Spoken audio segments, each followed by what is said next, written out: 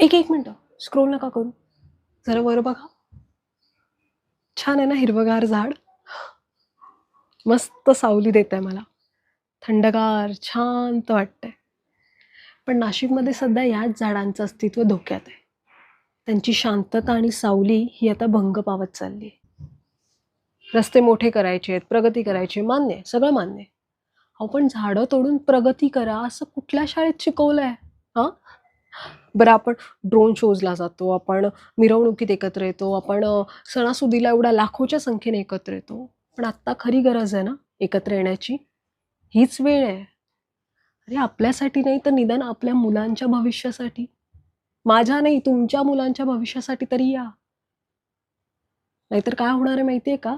उद्या तुमची मुलं दप्तर घेऊन नाही जाणार शाळेत.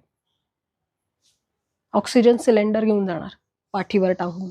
आणि जर तुम्हाला तुमच्या मुलाची ही अवस्था बघायची नसेल ना, तर येत्या 21 एप्रिलला नाशिकमध्ये एक भव्य मोर्चा आयोजित केलेला आहे. बरं हा मोर्चा कोणा एका व्यक्तीविरुद्ध नाही आहे. हा मोर्चा आहे पर्यावरणासाठी.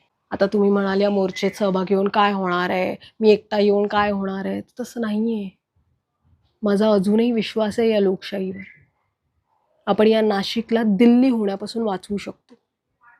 याबाबतची मी सगळी माहिती खाली डिस्क्रिप्शनमध्ये देत आहे. आणि हो, जरी एकटे असाल ना तरी या. कारण ही संधी परत येणार नाही.